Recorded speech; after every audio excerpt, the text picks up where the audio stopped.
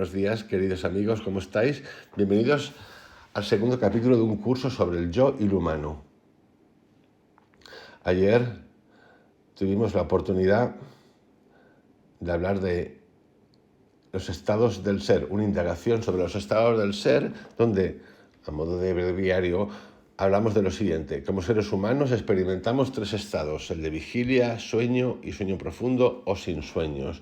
Los dos primeros son estados de actividad mental que se caracterizan por la dualidad de un sujeto consciente y su objeto. El tercero es un estado de no dualidad que se caracteriza por la ausencia de la experiencia objetiva y la presencia continuada del yo real, lo que puede ser descrito como ser absoluto, el principio de la conciencia y paz. Permanece sin modificaciones en los tres estados, pero es eclipsado como el sol cuando se producen pensamientos, sentimientos y percepciones sensoriales. No es entonces directamente aprehendido, pero se experimenta indirectamente a través del sentido de la existencia personal, la conciencia de los objetos, ya sean estos físicos o mentales, y la apetencia.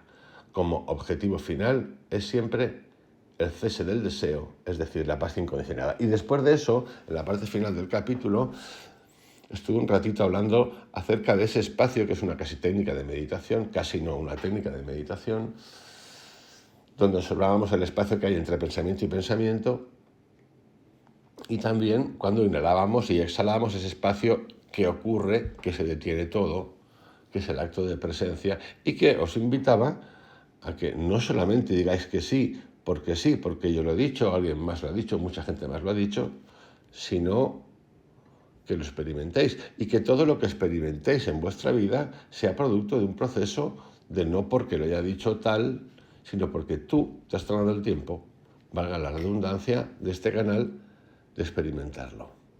El tema de hoy tiene que ver con la experiencia objetiva y tiene que ver con una frase que me gusta mucho, que es la siguiente: un pensamiento no es una entidad.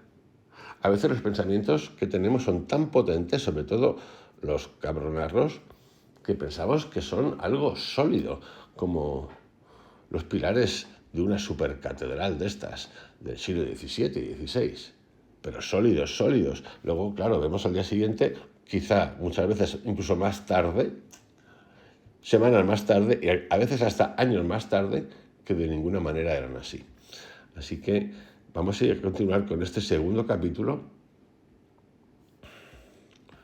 del curso sobre el yo y lo humano, a ver qué descubrimos. La experiencia objetiva es una mezcla de pensar y de sentir. La naturaleza de la sensación no puede entenderse hasta que el pensamiento como tal no haya sido analizado por completo. Por pensamiento como tal, quiero decir el producto de la cognición formal, ya sea voluntario o involuntario. Existen muchas más, pero quiero hablar hoy de dos tipos de cognición. La cognición puede ser introvertida o extrovertida, es decir, subjetiva o objetiva. Esa comparativa que acabo de hacer, introvertida se correspondería a subjetiva y extrovertida a objetiva, tampoco es, yo diría que es un buen ejemplo que acabo de poner, porque tampoco es así. O yo creo que no es así. Pero vamos a matizar esto. La cognición puede ser introvertida o extrovertida, hacia adentro o hacia afuera. Ahí podríamos entrar en un punto más interesante para seguir hablando. La introversión pura nos lleva inmediatamente más allá de la mentación, del nombrar. Eso se debe a que un pensamiento y su objeto, sea cual sea ese objeto, son inseparables. Si, por ejemplo, dirigimos nuestra atención hacia la existencia absoluta, que es el yo real, se desvanece la objetividad y el pensamiento se funde en la no dualidad. Repito, si por ejemplo dirigimos nuestra atención hacia la existencia absoluta, se desvanece la objetividad y el pensamiento se funde en la no dualidad. Y por otro lado, si nuestra atención se vuelve hacia los objetos sensoriales, extrovertida, El conocimiento de estos objetos constituye otros tantos pensamientos objetivos. Es en ese tipo de pensamiento en el que estamos actualmente interesados. Por eso oímos muchas veces: busca en tu interior. No es que busque, más que buscar es reconoce tu interior, reconoce que eres. La búsqueda no está fuera o afuera, sino dentro. El pensamiento es el nombre que le damos a la aparente objetivización de la conciencia. Por el momento, sin embargo, más tarde tocaremos esto en profundidad, hablaremos de los pensamientos como si fueran entidades reales, ya que las personas comunes y corrientes así lo consideramos. Antes de proceder en nuestro examen de la extroversión, detengámonos un momento para ver lo que se quiere decir con pensamiento abstracto y generalización, y así evitar malentendidos. Están vinculados a la percepción sensorial, porque para alcanzar la abstracción o la generalización debemos tener en cuenta las particularidades, y el pensamiento actual que resulta es siempre en términos de los sentidos, no importa qué o cuán abstracto pueda ser el pensamiento o por qué intuición se puede haber llegado a él. A modo de ejemplo, la palabra hombre, como decía, la palabra hombre en este texto la utilizo para denotar las características del estado humano, pero tan pronto como la palabra es aprendida, algún tipo de representación visual aparece, aunque sea vagamente ante el ojo de la mente. Del mismo modo, todas las nociones abstractas, ya sean que se refieran a cualidades, números, relaciones o conceptos, requieren el apoyo de algún objeto de percepción sensorial, incluso si es solo un símbolo, como una cifra o un sonido. Los pensamientos abstractos y las generalizaciones son, por tanto, objetos de la consciencia. Como tales, son bastante distintos de la introversión. Un objeto de consciencia puede definirse como todo aquello que puede reaparecer en la memoria. Por lo tanto, solo recordamos aquellas cosas que hemos conocido. Los objetos como tales en realidad nunca se perciben. Las percepciones sensoriales no nos ofrecen más que sensaciones desnudas de sonido, tacto, luz, gusto y olfato. No nos presentan nociones predefinidas de objetos. Esto es importantísimo porque ahí te das cuenta, primero, de la no realidad y de que cada uno somos capaces de etiquetar, valorar, adjetivar cualquier cosa, objeto que vemos de manera y de forma innata. El objeto es el objeto, el tacto es el tacto, la luz es la luz, pero eso son cosas, emociones, sentimientos, sensorialidades, sensores que tenemos nosotros y que según esa memoria que tenemos acumulada vamos a etiquetar, a nombrar esa cosa, una piedra, un árbol, una mujer, un hombre, la cara de una mujer, el gesto de una persona, el habla y el sonido de la voz de otra, el olor, el perfume, en base a una memoria. Por lo tanto, no es real.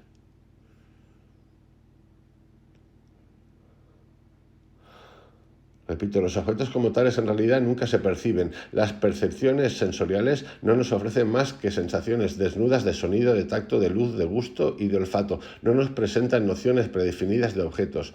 ¿Cómo es que de las sensaciones simples formamos la compleja noción de un mundo externo limitado por el tiempo, por el espacio y la causalidad? Bueno, pues todas estas cosas son con las que vamos a trabajar en este curso. ¿Cómo surge la noción de un objeto? Las percepciones sensoriales no nos ofrecen más que sensaciones desnudas de sonido, como he dicho antes, de tacto, luz, gusto y olfato. Si el perceptor es repetida y similarmente afectado por un grupo o más o menos constante de sensaciones, se forma la noción de un objeto específico o clase de objetos. Esto es bastante sencillo de entender.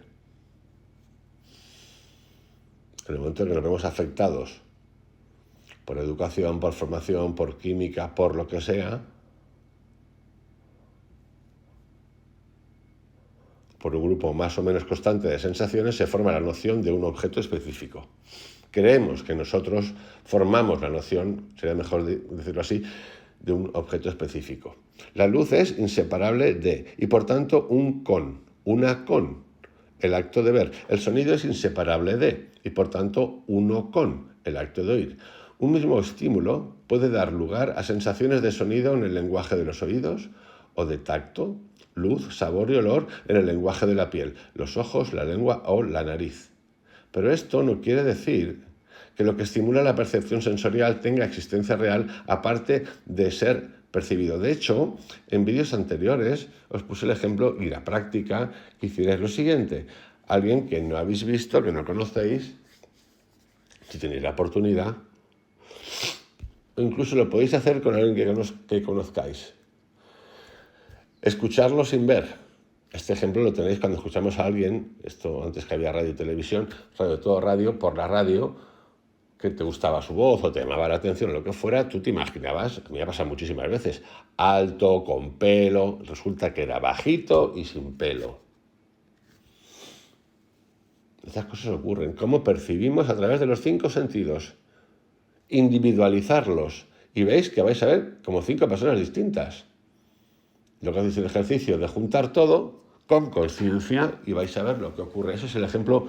A mí me gusta mucho ese ejemplo para ver nuestros, yo lo llamaría estados vías. Estados de percepción complejo que pensamos que son objetivos y que son realidad y que no lo son. No pasa nada. Estamos aquí para descubrir. Si hacemos abstracción de nuestra noción de un objeto que existe independientemente de las cualidades que nuestros sentidos le han dado, su materialidad y objetividad se desvanecen. Y lo que queda es existencia sin nombre y sin forma. Esto es lo que repite tantas veces Antonio de Melo y sobre todo Krishnamurti. Un árbol no es un árbol no es la palabra árbol, un árbol no es el elenco científico de nombres latinos o latinizados de la palabra árbol. Son muchísimas más cosas que nosotros no solamente coartamos, pero que está bien, que tenemos que utilizar la palabra árbol, no pasa nada. Al ponerle la palabra árbol y no entender que hay mucho más, por desconocimiento, pero que a la vez nos impide entender ese holotropismo, esa conexión de ese ser vivo, árbol, con nosotros y con el medio, y con todo y con la vida. Igual que hacemos con nosotros. Si hacemos abstracción de nuestra noción de un objeto que existe independientemente de las cualidades que nuestros sentidos le han dado, su materialidad, repito, y objetividad se desvanecen. Y lo que queda es existencia sin nombre y sin forma. Es en lo que se refiere a los sentidos, algo sin duda ha sido aprendido. Pero ese algo en realidad no es un objeto, trasciende la dualidad de conocedor y conocido. Ahora bien, la abstracción de las cualidades sensibles de un objeto extraño implica que su perceptor, en el proceso, ha trascendido las cualidades sensibles de su persona y en ausencia de cualidades sensibles, todo en uno como en el otro, tanto en uno como en el otro, no es posible encontrar ninguna diferencia entre el perceptor y lo percibido. Esto es lo que en realidad queremos. Involuntariamente hacemos esta abstracción cada vez que dejamos de ser conscientes de los objetos, ya sea en el intervalo entre dos pensamientos, cuando se cumple un deseo, o en el sueño profundo o sin sueños. Estas consideraciones demuestran que las apariencias como tales no son más que la percepción de los sentidos. La existencia sin nombre y sin forma, a la que me he referido antes, es otro aspecto del principio de la conciencia no dual. El por qué la no dualidad pareciera dividirse en un sujeto consciente y su objeto no nos concierne de momento.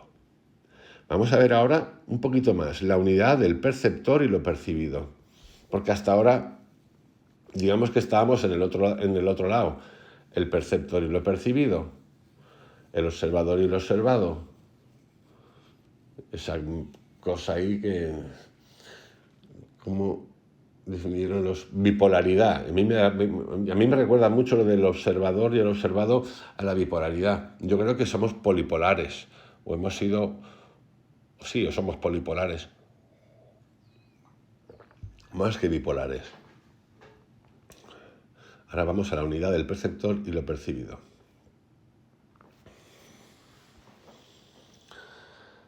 Entre lo que comúnmente se llama un dato de los sentidos y su correspondiente órgano sensorial, hay una conexión inmediata e inseparable.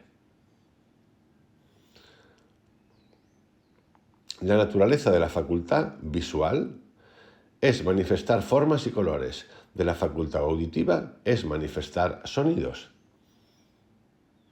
Oídos, sonidos, ojos, colores, y así sucesivamente. Perdón. Lo que consideramos que es un objeto es la visibilidad de la visión, la audibilidad de la audición, etc. Pero ningún objeto como tal ha sido conocido. Ahora bien, aunque habitualmente consideramos el punto de vista contrario, la idea de que las sensaciones son causadas por estímulos externos a los sentidos es una ilusión.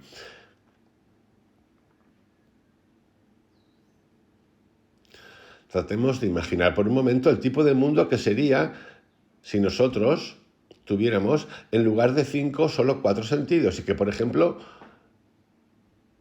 no tuviéramos absolutamente ningún sentido del tacto.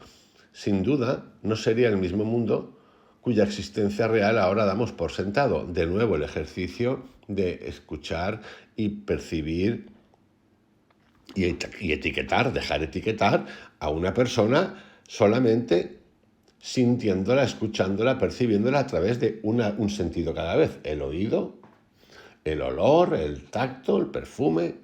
Solamente eso, y vais a ver qué sorpresitas más buenas.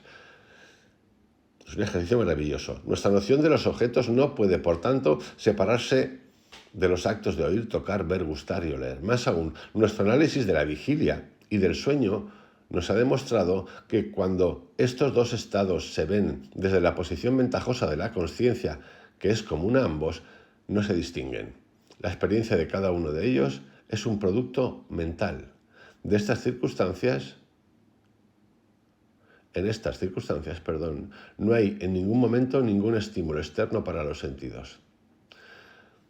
Relación cerebro, órganos de los sentidos y mundo exterior. Esto es importante. Cerebro ahí, pam, pam, pam. Los 3 cerebros que tenemos, los órganos de los sentidos, química, el exterior, el espacio que nos rodea. Esto es pura estimulación todo el tiempo. Lo acumulado, lo memorizado, las neuronas y lo observado que está en el exterior, que ya sabéis que observamos en base a los sentidos. Con lo cual, esto está interesante porque esto es una pequeña bomba de relojería. Si no lo entendemos.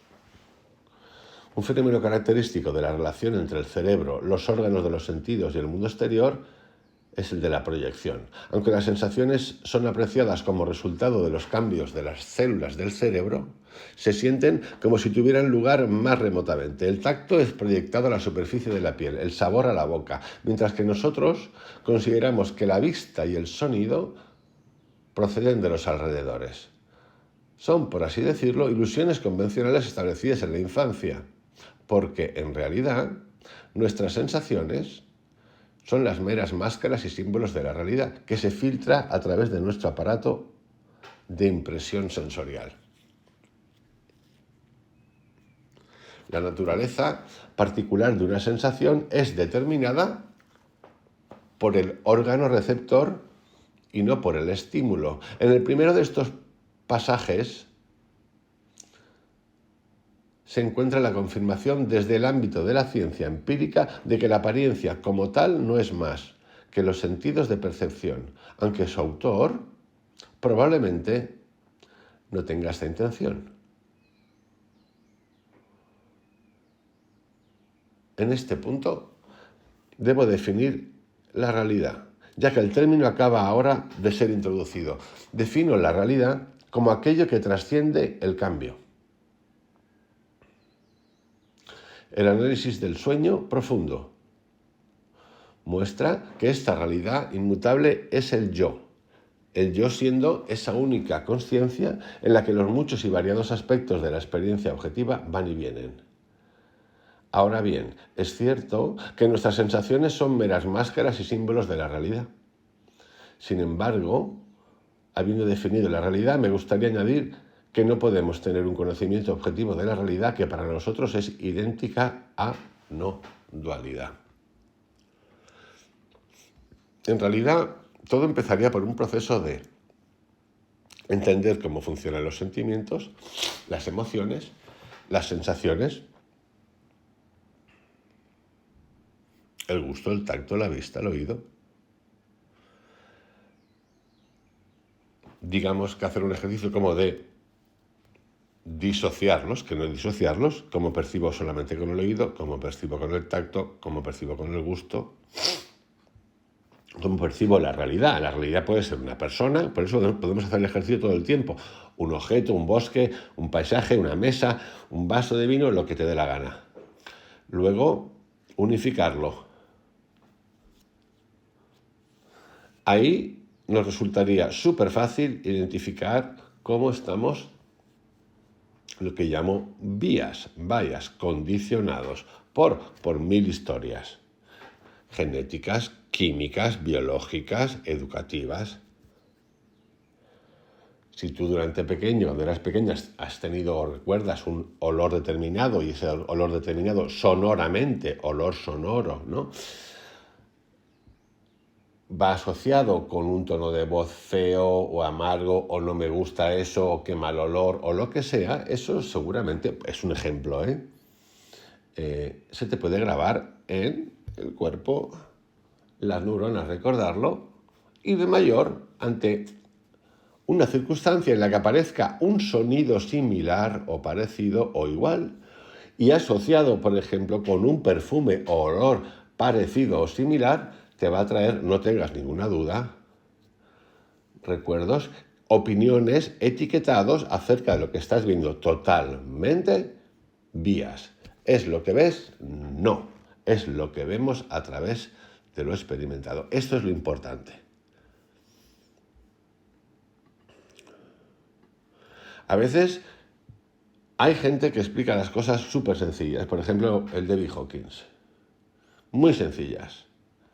Y que sirven para clarificar un montón de ideas y que ayudan a los ejercicios de meditación, más que, yo diría, que explicaciones que se nos dan a través de técnicas y cosas de ese tipo. Esto es importante.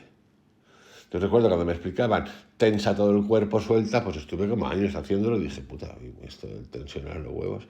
Pensaba así, de verdad. Hasta que alguien me lo explicó, dice, coño, tío, es que así lo que estás haciendo es elastizando, si no recuerdo mal, la glándula pineal, ¡chuf!, que tiene unos cristalitos que provocan una serie de cosas. Y dije, ay, madre, ¿y por qué no me explica esto antes alguien? Bueno, no importa, todo llega cuando llega. Las sensaciones son como las palabras del lenguaje sensorial. Cuando no hay objetivización de la conciencia, en otras palabras, cuando no existe una percepción sensorial, lo que parecía ser un objeto pierde tanto sus atributos sensoriales como intelectuales, permaneciendo como el principio de conciencia en el que parece surgir. Por tanto, no puede ser llamado objeto. En realidad, ni siquiera hubo nunca ninguno, porque en sí mismo trasciende nombre y forma. No quiere decir que cuando un algo es conocido no haya nada en absoluto presente. Cuando un algo es conocido, un algo sin duda existe, pero no tal como aparece. Porque la apariencia está determinada únicamente por el perceptor y no por la cosa en sí. Los sentidos son como otro de los muchos idiomas que expresan en su propio lenguaje el ser no objetivado que está más allá del dominio de la expresión. Y aquí, amigos, acabamos este capítulo segundo de este curso sobre el yo y lo humano. Muy interesante esta segunda parte, a mí por lo menos me lo parece, es clave la de cómo percibimos a través de las emociones, sentimientos, audición, olfato. Así que hago una acopio, digamos, junto palabritas para cerrar este capítulo segundo. Deseos, sentimientos y testigo. Entender cómo nos afectan y cómo nos inducen a ver la vida, la realidad, la opinión, las decisiones a través de los sentidos es importante. Cómo se desarrollan, cómo los cultivamos, cómo les damos veracidad y realidad. Un árbol no es un árbol, una roca no es una roca. Esa persona que dices, ese es un cabrón, no es un cabrón. Puede ser un cabrón que te haya hecho algo, que te haya tirado una piedra. Sí puede serlo. Pero casi todo en realidad va condicionado, nos condicionamos a través de los sentidos. Entender eso es entender un salto cuántico, es empezar a quitarnos, a despojarnos velos de sectarismo, velos, vías condicionados que no ayudan a nada y que a veces asociamos, reforzamos estando con personas, espacio, entorno, el medio, de fuera de la misma colla. Es más de las mismas ideas compartidas. Saltar, separarse, es como elastizarse. Imaginaros que estamos compuestos de 10 canicas. Imaginaros, sería dejar que esas 10 canicas se expandieran para poder ver y luego se juntarán. Os mando un abrazo, que tengáis un excelente día. Mañana seguimos con el capítulo 2 del otro curso, un curso de conciencia. Un abrazote gigante. Chao.